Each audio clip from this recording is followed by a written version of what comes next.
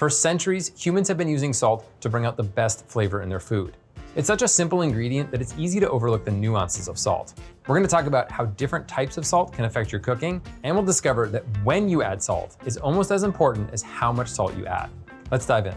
By the way, this lesson is from our How to Think Like a Chef class, out now on ATK Classes on the America's Test Kitchen app. In this class, we'll talk about everything from how to successfully read and execute a recipe to how to troubleshoot a sticky situation. You'll learn about basic food safety and storage, as well as how to equip your kitchen. Beyond that, we'll discuss seasoning tips, the best ways to measure and prep ingredients, and how to make smart substitutions. There's information for everyone in this class, whether you're just getting started or you've been cooking for years. But first, let's talk about salt. For something as basic and useful as salt, you'd think that shopping for it would be relatively easy. That's not always the case because we have different types of salt and they have different purposes. So I have three in front of me. I have some table salt, I have some diamond crystal kosher salt, and I have some flaky sea salt. This is a Malden brand. And what's really interesting is in all three bowls, I have 3 ounces of the salt.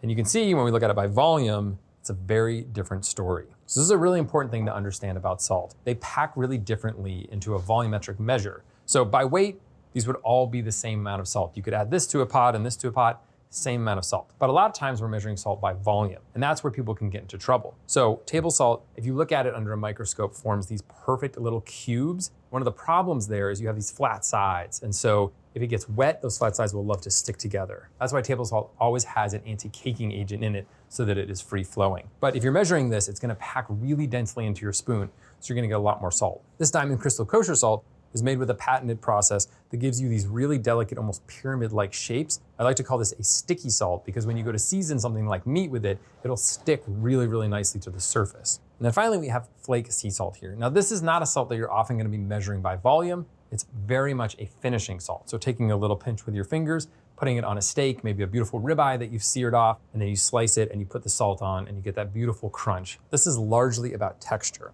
These are much more functional salts. Now, when we're measuring these by volume, there's an important ratio to keep in mind here. So if I have a teaspoon of table salt, that amount of salinity and seasoning is gonna be equal to 1/2 of the diamond crystal kosher salt. Now, if you have Morton, which is another type of kosher salt, that sits right in between. So that'd be 1.5 teaspoons. So that's a really important ratio to keep in mind. You don't have to memorize it, but you have to know that if you're switching between one type of salt and another in a recipe, that it's not just gonna be a 1-for-1. Okay, so let's talk a little bit about uses for all these different salts. We covered flake salt. It's really for finishing. You wanna use it right at the table. Table salt, we really love to stock, and it's really good for everyone to have in their kitchen because it measures the same no matter what brand you buy. As I mentioned, it's those perfect little cubes. Every brand is like that. So if you buy Morton and someone else buys a store brand, you know that they're gonna measure exactly the same. So that's really great. That's why we build it into a lot of our recipes. Kosher salt is really largely about picking up with your fingers and seasoning. You can absolutely measure with it, and we use this interchangeably in recipes, but because there's 2 competing brands of kosher salt that measure differently, it's not as bulletproof of a choice of salt in recipes. So we like to keep this on hand. It's great for baking. It's great for standardizing recipes. Kosher salt, I always keep on hand. That's for pinching, seasoning to taste at the end. We have flaky sea salt over here, which is great for finishing. Shopping for salt doesn't stop at the 3 that we've already talked about, of table, kosher, and a finishing salt. There are also a huge array of different colored salts out there, and they can actually be a little bit confusing. So I want to dig deeper into those. In front of me, I have 4 different colored salts. I have them in little bowls and then also dissolved into water here, because this is gonna allow me to talk about really the 2 different types of colored salts that you see. So let's start down here. I have a couple of Hawaiian salts. This one is a black lava Hawaiian salt, and this is a red Hawaiian salt. The application for all of these is like a finishing salt. So you put it on at the very end and it adds this pop of color to it. For the most part, none of these have a different flavor than the Malden flake salt that we used. When we look at them this way, it looks like it's black salt, right? So the salt mining process, whatever it is, it creates black salt crystals. It's not totally true. And when I dissolve it in water, we can actually see what I'm talking about. So you can see that there's a little bit of a gray hue to the water column there, but at the bottom, there's actually black sediment. So it might look like I just added too much salt and that's the salt that's not dissolved at the bottom, but that's not the case. The bottom here is actually activated charcoal. And that is what gives this salt its color. If I pick some up with my fingers, you can see that they actually have sort of a black dust on them. Now, activated charcoal is totally fine to eat. It's actually used as an additive a lot of times. It has this gorgeous dark color. So there's nothing wrong with this, but it's really good to keep in mind that this is a coating on top of otherwise white salt. And that coating, when it gets wet, is gonna come off. So let's say you were making some, a beautiful piece of halibut and you wanted to finish with this at the end. If you do it and you let it sit for a little bit, some of that moisture comes out of the fish, it's gonna start bleeding, kind of like crying with mascara lines down the side of your fish, which might be the look you're going for. If not, you wanna be very careful with that. Now it's the same case with this red Hawaiian salt as well. You can see that it looks like, okay, it's colored this here, it must be a naturally colored salt, but at the bottom, the sediment is actually clay. If you pick up with your fingers, you can see that I have sort of an orangey hue on my fingers as well. These two salts are regular salts that are enrobed in a coating. And there's a fair number of salts out there that are like that. Over here, we have two salts that are actually very different than that. So this one here is pink Himalayan salt, which is super popular. A lot of people keep it at home. And you can see that it has a pink hue, not quite as strong as the Hawaiian one over here, and a little bit more uneven. This pink color comes from a slight difference in the mineral makeup of the salt. So when I dissolve it in water, we have this sort of almost salmon hue to the water and no sediment at the bottom. So it's kind of innate to the salt itself. And then this one I love throwing in because it's not quite as common. It's really, really beautiful. This is a Persian blue salt. And you can see that there's some indigo, cobalt, almost blue color. The more expensive the salt of the Persian blue salt, the more blue you get. And some batches are just like, they look like jewels. So it's a really fun one to seek out. But the same thing here, that blue color is due to a difference in mineral makeup, not a coating on the salt. So when we dissolve it, you get clear water and no sediment. If you have a question about which kind of colored salt you have, simply do this experiment. Take a teaspoon of the salt, stir it into a cup of water and let it settle. If you have sediment, you have a coating on the outside of your salt. And if you have nothing, then you have one that has a different mineral makeup. But either way, they're finishing salts and they're really, really beautiful. So I hope you check them out. Okay, so we're gonna dive in on one of the salts that we've talked about, and that is kosher salt.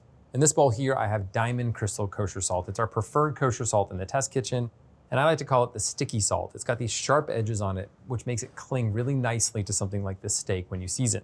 That's one of the primary uses for kosher salt. The other is we often use it when we're seasoning to taste at the end. It's easy to pick up with your fingers, sprinkle it in, taste, and kind of move on from there. But let's dive much deeper into actually seasoning this steak, because you could just take the salt, put it on there, it's done, right? There's actually a little bit more nuance to it. And there is a rule that I always follow when I'm seasoning this way. And it's a nice little easy thing to remember. It is season high and dry. So let's dig into both of those. So when we're talking about seasoning high, this is something you see chefs do a lot, especially on TV and in this sort of dramatic way. They pick up the salt and they're seasoning from like up here. It looks kind of cool and impressive, and you could think maybe that's why they're doing it. So I do think it looks pretty cool, but there's much, much more to it. And one of the things is that when you're seasoning from up high, just a small flick of your wrist means that you're gonna get really even distribution of the salt. And that's our primary goal here. We want every bite of the steak to be perfectly seasoned, not saltier over here and then less salty over here. So seasoning high gives you a much better distribution. Now seasoning dry refers to your fingertips. So this food might be wet, but your fingertips should be dry. And the reason there is that when you have wet fingers and you go into salt, it clumps up on your fingers and it ruins that nice distribution. You'll get clumps of salt on the food as well. So high and dry. I'm gonna start by showing you what happens when you don't do that. So I have my kosher salt here, a little bit of water in this bowl. I'm just gonna get my fingers wet. Let's say you were washing some produce or washing your hands and they're a little bit wet and you're like, oh, I gotta season this steak. This is what would happen. You salt your fingers, first of all. A lot of salt gets stuck to it and you leave water in there, which is not great for the salt. But then when you go to season, let's season close and wet. And you see that we get these really lovely clumpy bits and super well seasoned fingers, which is not really what I'm going for here. I'm gonna prune up, I don't want that. Not great. So there is a better way here. I'm gonna flip this steak over. So the first step, drying your fingers off. Even if you think they're dry, there's probably some residual moisture on there. So having a side towel on the counter, really, really useful. We're gonna skip that water this time. We're gonna go right into our kosher salt here. So we're gonna pick some up with our fingers and it can really fall nicely from our fingers now because they're dry. And then we're gonna season from up high. So we're gonna come way up here and then let it rain down, just a few flicks of my wrist. And you can see it looks like snow falling on the pavement. It is super, super even from edge to edge. And I'm not doing it for cool points. I do get the cool points still, I wanna be clear, even though I'm not doing it for that. But the big benefit is just look at this coverage here. It is like fallen snow on pavement. It looks super, super even. So this bite of steak is gonna be just as seasoned as that bite of steak. So what did we learn here? Season high and dry. It's super easy to remember, and doing so is gonna make sure your food tastes perfectly seasoned every time. Okay, so we're gonna dig into our third type now, which is our flake sea salt. Now, as I mentioned, these big, beautiful crystals here, it's really about texture more than anything else. So most salt tastes the same. It's about 99% sodium chloride. That is the case here as well. Even if it has some trace minerals, it basically tastes like salt. But that texture is absolutely incredible, especially on something like a steak. You have a lot of fat here, and you need a lot of salt to balance out that fat. And that crunchiness really balances so nicely with the tender chew of that medium rare steak. And then right before eating it, just take a nice pinch and add as much as you want. If you're gonna use a lot of this at the end, you can use a little less salt when you're seasoning it in the early stages. And because the steak has been rested, the juices aren't gushing out, it's not gonna dissolve that salt super quickly. So you're gonna get that texture and it's gonna stay on there. Should we try it? I think we gotta try it. Nice flaky salt, nicely cooked steak. It's so good. It's exactly what a steak should be, right? It's really juicy and super fatty, and you get these pops of salinity as you bite into the crystals. There's texture there, there's salt, and that salt makes it taste even more like itself. This is a perfect combination. We're gonna talk about a phenomenon that I find really, really fascinating, and it all has to do with when salt is added in the cooking process. So I've got a little experiment here that I've done many times for big groups of people, and it's really, really interesting. So it's carrots, it's roasted carrots. They don't look that impressive, but there's a really interesting difference here. So this one here is our recipe for roasted carrots. Per the recipe, I add the salt to the raw carrots. We toss it with some butter, salt, and pepper, and then it goes into the oven. Over here, it's the exact same recipe, same quantities of everything. The only difference is that here, I didn't add the salt at the beginning as the recipe instructed. I waited until the end and then added it all then. So I'm gonna do a taste test here. We're gonna start with this one over here. Let's see what it's like. Nicely roasted. They don't taste salty per se, they taste really carroty. And that's actually what you're looking for, right? You don't necessarily want to taste salt, but you want to taste the food really, really intensely. And these seem like they're seasoned really evenly all the way through. That's a good carrot. All right, let's try sample B. This is where all the salt was added at the very end. I'm not gonna go for a second bite. These are painfully salty. The crazy thing is it's the exact same amount of salt in both recipes. It's literally just when it's added. So what's going on here? Why is this one so much saltier than this one? This all comes down to the fact that salt is slow. And that's one of my slogans that I really love. If you understand that salt is slow, you're gonna know how to use it properly in the kitchen. So we add the salt at the very beginning of the recipe before this like 45-minute long roasting time. During that long roast, the salt that's just on the outside of the carrots has time to dissolve and then move its way into the carrot itself. So instead of having like just salt on the outside, you have seasoning throughout. And as that seasons throughout, the interior of the carrot tastes really, really great, just like the exterior. Alternatively, over here, because we reserved all that salt to the end and then added it, it didn't have any time to make its way into the carrot. So what you have is a superficial, super intense coating of salt on the outside. That hits your tongue right away, and it reads salt, salt, salt.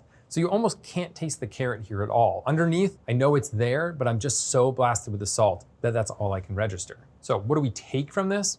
Well, for most of our recipes, you'll see that we add salt early and often in the process. And the reason is we want it to make its way into food. Salt is slow, so it takes time. But there's another lesson here, and that is if, let's say you forgot to add the measured amount of salt in the beginning of a recipe, and you're like, oh no, it's right here, I'm gonna add it now. Don't add 100% of it right at the end, or you'll end up with something that is unpalatably salty. What you wanna do is reduce the amount of salt you're using at that point. I found that you wanna start with 25% of the amount of salt that you used in the original recipe. So if this is a teaspoon of salt to start, you wanna start with a 1/4 teaspoon, and then you can season to taste from there. So there's a couple takeaways here. First is that if you want super evenly seasoned food, food that tastes like itself, start early so that salt can move in and make the food taste really great. But you will end up with more salt in your recipe this way. Think about it this way, this is a teaspoon of salt. If I want this to taste seasoned properly, I'm gonna use a 1/4 teaspoon of salt. Now this is actually really valuable for folks who are on a lower sodium diet or who need to be sodium restricted. You can actually wait and you can add salt at the very end, but in a smaller amount. You'll still get saltiness and you'll get that really punch of flavor there, but you'll use less salt. So salt is slow, remember that, and your food is always gonna be delicious. Now that you know how to choose and use different types of salt, you're ready to take the next step. And with ATK Classes, you'll get access to a wide variety of lessons filled with masterful techniques, helpful videos, and step-by-step photos. From knife skills and making hand-rolled pasta to baking and frosting incredible cakes, and so much more. Download the America's Test Kitchen app and start learning with ATK Classes today.